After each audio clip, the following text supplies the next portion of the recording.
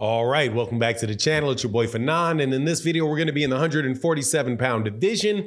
There's been a big update as far as what is going on with the championship belts at 147 pounds, and specifically how it affects Errol Spence Jr. So even though he has not formally announced the fight with Keith Thurman, his options have just significantly decreased, and the likelihood of those things happening just went way up. Also, interesting things with Terence Crawford. Let's talk about that in this video.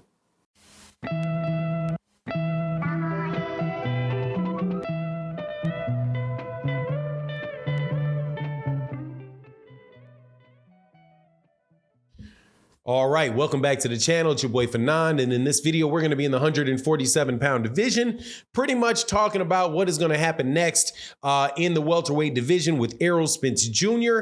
Because the options have been closing dramatically, and they just pretty much shut on anything other than one thing taking place in that for Errol next in the 147-pound division, and that is a fight that he said he did not want, never wanted to take. And that is the fight with Keith Thurman. Now, why is it 100% locked that he has to do that at Errol's with Keith Thurman? Let me explain that. Before I do that, though, let me welcome you back to the channel. If you're new to the channel, please accept my invitation to hit that subscribe button and hit the bell icon so you can know when we release more videos, which we do pretty much on a daily basis. Also, if you are a longtime subscriber or a new subscriber and supporter of the channel, thank you so much for your continued support. This video I'm going to dedicate to Soda Black. Thank you so much for your consistent support in the Cash App. And because you guys know that that's the only way we can continue to do this channel on a regular basis is with the support of, of really dedicated supporters. So thank you very much, Soda Black, and thank you to everybody else that supports in the super chats, the Cash Apps, and the super thanks in videos like this, which you can see in the $ that is in the lower right-hand corner of this screen. But let's get into this. People have been wondering, okay, what's Errol going to do next?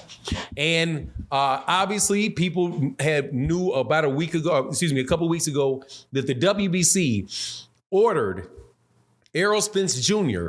to fight Keith Thurman for his WBC mandatory title defense. But there was a question out there about whether or not he was going to fight Amanda Stanionis, who is also his mandatory, but the mandatory for the WBA. There are still some people that were wondering whether or not he would fight his third mandatory, who is the excellent up-and-coming fighter, Jaron Boots Ennis out of Philadelphia.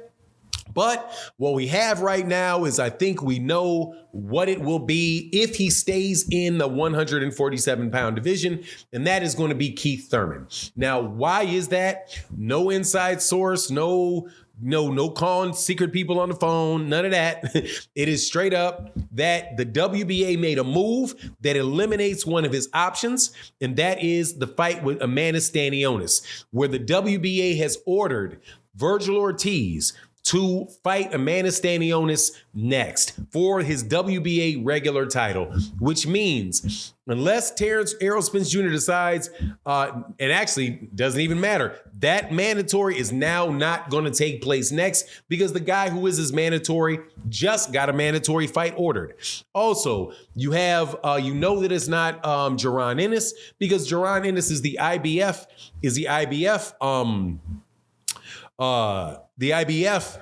mandatory, but the IBF has not ordered the fight, and the IBF, and Jaron Ennis already has a fight date locked in for him in January against somebody.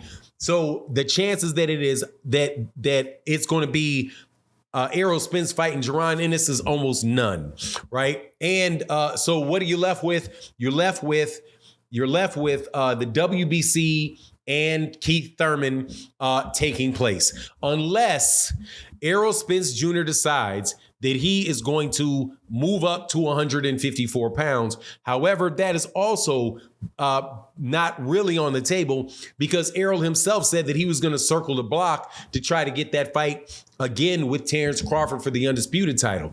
And the only way that you can have that undisputed title on the line against Terence Crawford is if you still have the WBC belt. And I don't know of a time where the WBC champion was mandated to fight somebody and they could just say, no, I don't want the fight. Now, there are some other, fights that have been ordered by the WBC that have taken place for non-title fights, right? Or not for their main belt. Like, say the Diamond champion is Dillian White is ordered to fight Dominic Brazil, or ordered to fight Luis Ortiz, and Dillian White decides not to do it. I've seen situations like that, but never with their main belt have I seen those guys, seen a guy like Errol Spence Jr. to say no. Now, no, I'm not going to do it. Because if he does it, Keith Thurman is going to say, okay, drop the belt and I'll fight for your vacant title, which messes up the undisputed thing. Now, I did a separate video on this, but I'm going to also just kind of like talk about this real quick about what this means for Terence Crawford.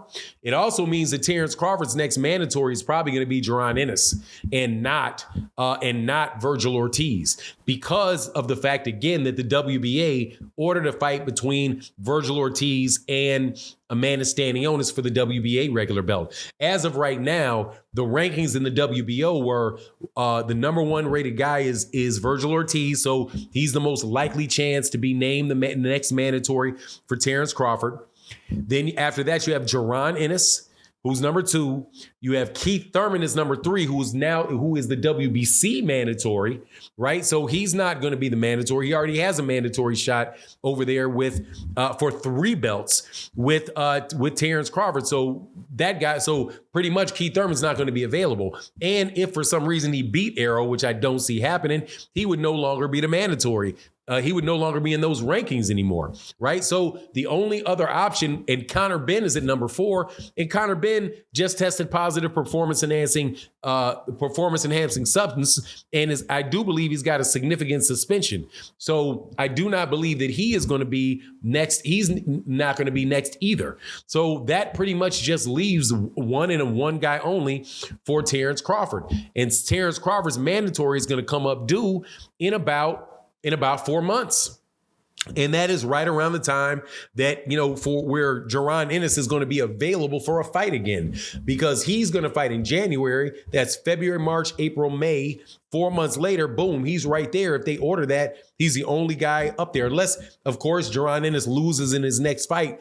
But seeing as he's not fighting any of these guys next that we're talking about, the chances of him not winning his next fight is not very, very high. I mean, there was talk about him fighting Rashidi Ellis, where there could have been a chance that, maybe Rashidi Ellis would be able to pull out that win. But, he's not going to be fighting Stanionis next, because, again, Stanionis is with Virgil. He's not going to be fighting Keith Thurman. He's not going to be fighting Errol Spence. He's not going to be fighting Terence Crawford. He's going to be fighting somebody that's probably in the top 10, something like that. So more than likely a fight that's going to be very, very winnable for him. But, now that we're past, and actually, when we get off of all the who ducked and all of that type of stuff, I'm actually glad that this is moving like this, man, because we're going to wind up getting a lot of good fights in the welterweight division. And I definitely believe that Jaron Ennis, if he, especially with that thing going on with the WBO, that he would do that, because that fight would actually come up. His ability to fight that fight, Terence Crawford, is actually before he would ever get a shot at Errol Spence Jr., just because of how far back in line the IBF is for Errol Spence. But anyway, that's my take on the matter. You let me know what you think in the comment section. And with that, I'm out. Peace.